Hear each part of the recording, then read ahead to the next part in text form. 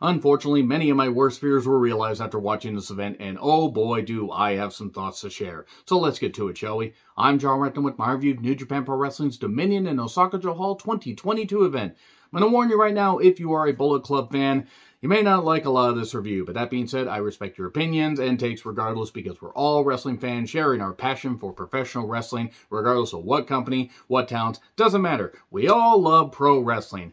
But boy, when it's great, it's fucking great. But man, when it's bad, good fucking God. New Japan is going to add whatever fuel they can to the smoldering pile of ashes that is Bullet Club. And they're going to keep saying, come on, do something. Be interesting like you were years before. We're just going to keep doing this. We're going to keep doing this despite all evidence that we shouldn't keep fucking doing this. Even though there's some talent in the stable, good God. This is NWO 2002 levels of bad.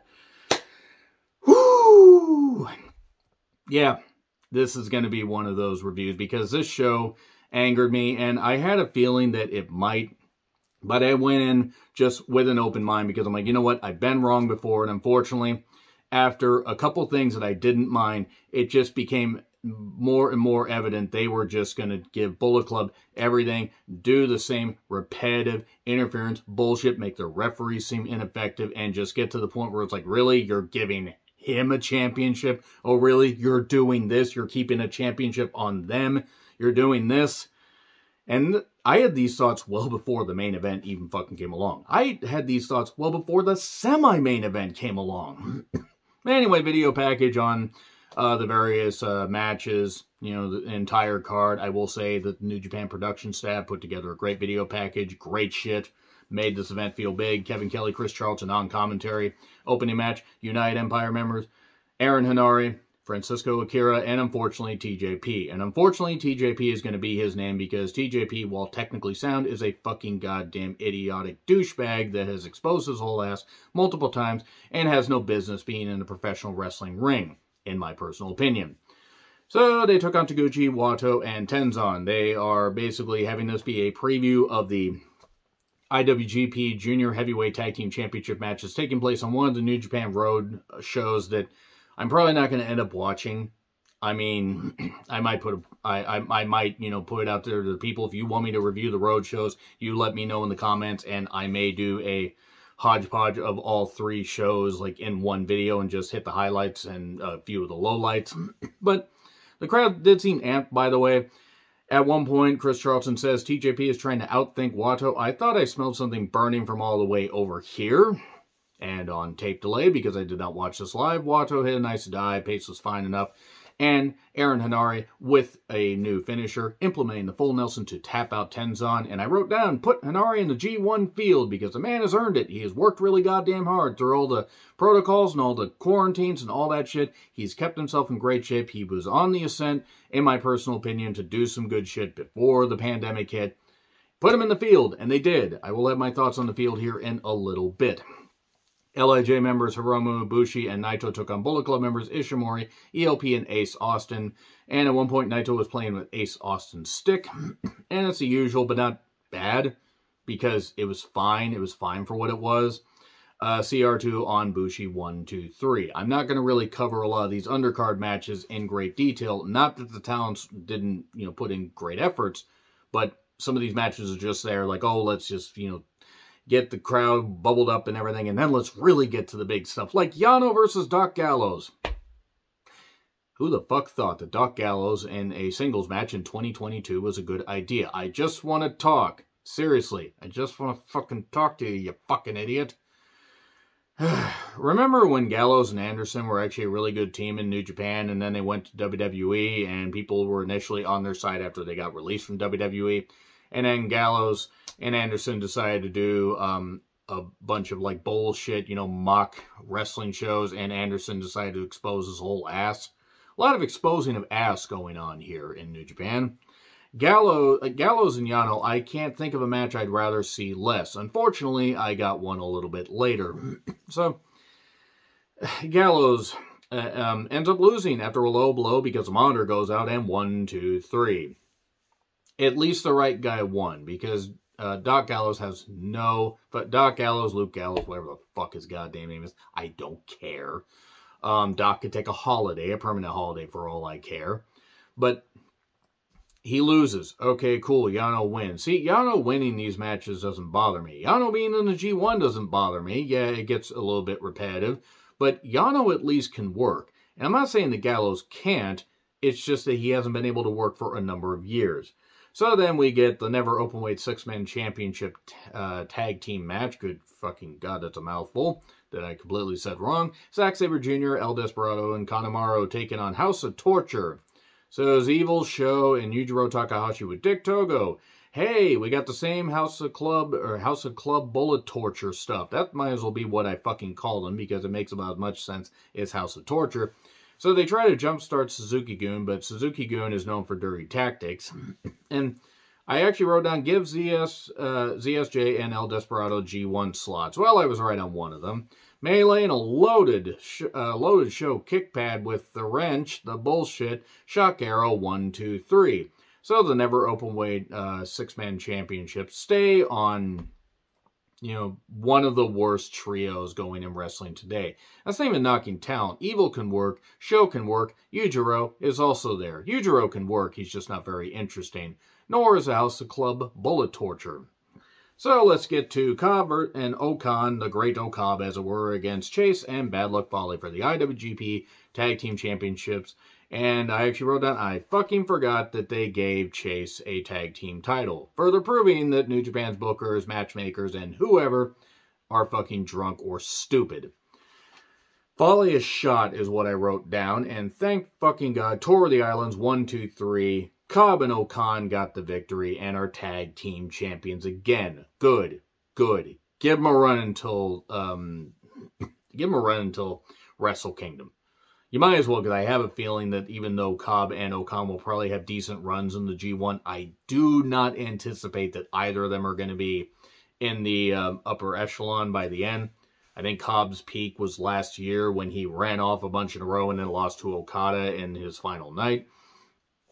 And then Rocky Romero wanting revenge after the Great Okab attacked him and Trent and FTR on an episode of AEW, which I'm sure many people in the crowd watched. They probably were confused, though, those that didn't, like, why is Rocky attacking the champions? The crossover, I think, will work to an extent, but I'm worried the Forbidden Door is going to end up just being this hodgepodge of matches. We are 2 weeks out, basically. They have, 1-2 matches set? I understand Dominion had to be finalized, but goddamn, I mean, I'm still going to order it, but goddamn, this is reeking of Starrcade 1995, which was good, bad, and also contained a main event that was a bit weird. So yeah, that's where we are. Now we get to the G1 Climax 32 announcement for the field. A blocka, B blocka, blockas will be announced a little bit later. Thank you very much to a particular friend of mine for getting that in my fucking head. 28 people. Okay. Bit shocked there, but I'm not going to complain. The pandemic restrictions, travel restrictions are lifting. So more people can travel. 28 people. Fuck, that's going to be a long tour. Pack more matches onto the goddamn show and less undercard matches. So, who are they? Okada, Tama Tonga, Tanahashi. None of those are really shocking. Tom Lawler. Okay, the current strong openweight champion? Maybe. I'm not actually sure if he lost the title at all because I don't keep up on strong as much as I should. Jonah. Okay, cool. Yoshihashi, Goto, Yano, Ishii, Jeff Cobb, Great Okan, Will Ospreay, Aaron Henare. Great. Aaron Henare's in the G1 field. Finally, give him a few wins. I mean, he obviously will not be any more than maybe middle of the pack. Just let him show off. I like Henare. I mean, I think Henare is pretty damn good, and I think he's deserved more, to be featured a little bit more. Show what he can do. Shingo, Sonata, Naito, Jay White, Evil, Kenta, Yujiro, Fale, Chase Owens, Juice Robinson, Taichi, Zack Sabre Jr., Lance Archer, who got a pop, David Finlay, and ELP. Okay, ELP is going to be in there. That's fine. I'm all for that. Keep the antics to a minimum, and ELP can work. David Finlay being in there is cool. Juice Robinson. Hopefully he'll be over his bout with appendicitis by that point. Tom Lawler being involved is pretty goddamn cool. Lance Archer coming back to New Japan. That's some good stuff. I'm a little bit worried they're gonna do more of the House of Bullet Club torture bullshit, but nevertheless, that's a somewhat loaded field. I'm a bit disappointed Bryan Danielson wasn't part of it. But that being said, maybe because of plans they have for him, they just couldn't work it out. I have a feeling, though, that next year he will be involved. I have a feeling that him, Punk, and others will be involved in Wrestle Kingdom. Because if they're going to have Wrestle Kingdom over 2 nights, or possibly 3 nights like they did before, if they're just going to have it over 2 nights, they need to load that shit up. Load it up with dream matches and have fun. Speaking of dream matches, that wasn't this one, but it wasn't bad. Tanahashi versus Goto. By the way, let me know your thoughts on the G1 field in the comments, please. AEW Interim Eliminator match. Okay, a wrestling match broke out on this show. Cool. Goto was a little bit more heelish. We got some heavy strikes. Aces high and high fly flow. 1, 2, 3. Bam. There you go. I mean, it wasn't that short. There was more to it. Goto had a good showing. As if there was any fucking doubt that Tanahashi was going to win this. They could have not had Tanahashi show up to confront Punk before it was revealed that Punk had that foot injury, and everybody would have fucking known that Tanahashi was going to win this match. Just saying. And then we get Shingo versus Taichi, KOPW 2022 match. It's a 10-minute time limit, and basically it's how many ever points come from a count. Whoever has the most points in pinfalls gets the victory. So if you get a 1 count, that's 1 point. 2 count, that's 2 points. 3 count, that's 3 points. You get a 4 count. You get a 5 count. I don't like the KOPW thing. I know they're trying to have some fun. They're trying to have a little bit of gimmicky stuff. This is feeling very much like a 24/7 championship thing at its worst. And it's feeling a little bit too gimmicky at best. They lead the strikes in. Of course, at one point when Taichi said, then there goes the pants. Miho Abe is used to having trousers thrown at her, says Chris Charlton. I mean, I don't really think we need to say anything there. I really don't think we do. It was good to see Miho back. And basically, Shingo ends up winning 11-10, even though Taichi tried to come back in the bottom of the 9th. Whatever. Not bad. I don't know. This just didn't work for me. But it certainly was better than the next match. Tama Tonga defending his never openweight championship against Machine Gun Carl Anderson. You know, the guy that's holding on to the fact that he was a finalist in the 2012 G1. You know, that guy. That guy who apparently thinks very, very highly of himself, even though, let's be honest, he's not nearly as good as he was even 5 fucking years ago. Or maybe he was never that good to begin with, and people just pumped him up because he was in Japan, and people were like all in an exclusive club, and then once New Japan got their New Japan World thing going, and more people could watch it, they were like, yay, we got this, and then now we're seeing it, and what the good, the great stuff is well worth it, the library's worth it, and then New Japan will do shit like this, like have Jado in the corner, and that's fine, Gallows in the corner, doing interference, and look, the referees made ineffective. Here's the thing, why fucking have referees in New Japan if you're just going to make it seem completely bullshit? Supreme Flow for 2, and all of a sudden Gallows interferes with the referee completely distracted because he's a fucking idiot, or made to look like a fucking idiot. Gun stun on Gallows, but then gun stun. 1, 2, 3. Okay, so Carl Anderson is now the worst never openweight champion, not named Michael Elgin, by the way. What a fucking downgrade. What a fucking goddamn downgrade. Juice is out because he had appendicitis. I hope he recovers. That is fucking just bad timing. I mean, not that there's any good timing to have that.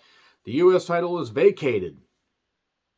That U.S. championship is cursed. They never should have combined the Intercontinental and the Heavyweight Championship. They never should have fucking done that. Because they could use a mid-card title that isn't fucking cursed. Sanada took on Will Ospreay for the vacant U.S. Championship.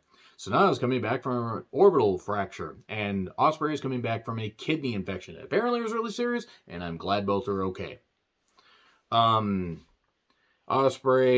and Sanada, look, when Sanada's on, he's tremendous. Ospreay can work, but Ospreay's peak year was 2019, in my opinion. Now he's trying way too hard to be this evil, dastardly heel that is such a bastard. Kind of know you are outside the ring, Will. You kind of exposed your ass and everybody else's ass and everything, and the other stuff that you've done. yeah, it's kind of a little bit much. Kind of a little bit much to buy into Will being anything other than a complete asshole. It wasn't bad, but also it's hard to care about the U.S. Championship because you have to wonder, okay, what's going to be next? There were some good moves, and eventually Hidden Blade, Stormbreaker, 1, 2, 3, new U.S. Champion, Will Ospreay. Apparently they just simply forgot about, him being screwed over by New Japan officials. Okay. That was a pretty decisive goddamn win. Thanks for coming, Sonata. Then big build-up for Okada versus Jay. And Jay White gets his entrance, and Okada gets his Rainmaker entrance. And it's Okada versus Jay White for the IWGP Championship. Okay, I'm going to make some initial notes, right? Or read some initial notes. You could go learn quantum physics during any Jay White match and not miss shit. It's not that he can't work, it's that that's the same. It's the same repetitive glacial bullshit. The guy can work. He's not interesting. There are Jay White fans. There are non-Jay White fans. There are some that take their hate way too far. I respect the fact that he can work, and I don't think that I don't think that he was the right choice to win, though I get why they did it, because they're going to add more fuel to this smoldering pile of ashes that is Bullet Club. Jay White wins with Blade Runner after a match that was twice as long as it needed to be. Even though an Okada match can go long, Okada can make long matches interesting. Jay White cannot. That Jay White Ibushi match from Wrestle Kingdom a couple years ago that was, 48 fucking minutes? Could have been 28, and it would have been just fine. So Jay White wins. He's a new IWGP World Heavyweight Champion, and I don't fucking care about the main event scene. Jay can go off and do whatever the fuck he wants to do. I'm glad that he was able to go perform in Japan. They obviously have a lot of faith in him. Good. I'm glad you got a lot of faith in him. I'm glad fans do. I'm glad that the company does. I don't wish him ill. I just this is what you're going to do. Bullet Club is basically an albatross. It's a giant stone dragging New Japan down. And not for a lack of talent, not for any talent. You could bring every Bullet Club member and put them back there. You can put them back in. You can make this faction as big as the NWO when it was about 3 football teams worth. Like 40 guys, the limousines and all that and everything, and all these people pulling up. You could do the same damn shit you've always been doing. You could do all that. You could heat it up. You could give them all the championships in the goddamn world. And all it's going to do, it's going to cause numerous people to turn shit off. I have seen less and less talk about New Japan's programming, even around Wrestle Kingdom. I didn't see nearly as much talk as I thought. And the New Japan Cup, the Best of Super Juniors, other stuff like that. It's gotten to the point where New Japan is at a crossroads. They are really, really going to have to try hard here, and they're straining and they're struggling. Because their good to great stuff really stands out. There are some New Japan matches that I have written down on lists because I keep lists of New Japan, AEW, WWE, whatever matches I watch, and I keep them, my favorite matches, my least favorite matches. They are doing some incredible shit. There are some great talents in New Japan. Not just in Japan, but on New Japan's strong roster, the Strawster, as it were. That didn't work. But then there's this dreck. The House of Torture is certainly worse, but Bullet Club has got to be the most albatross, annoying faction on the face of the planet. Like, it's the same stuff. It doesn't mean anything. And Jay White won. Great. Too sweet. Too sweet. That's all I gotta fucking say about the Too Sweet. Nothing against Jay. But if that is what they're gonna do, good luck getting enough people to tune into the G1. I hope that the G1 field, can bring some people in. I hope a bunch of people watch. I will be watching on delay. I will be watching New Japan Forbidden Door. But I know what I said earlier about the New Japan Road shows. I may watch the main event matches, but I'm not going to review those. After the G1, I don't know how much New Japan I'm going to review. Because if Jay White is going to be their top guy, I'm out. Agree, disagree what I said, like, share, subscribe, Twitter handle in the description. I'm John Retlin. Too fucking off sweet.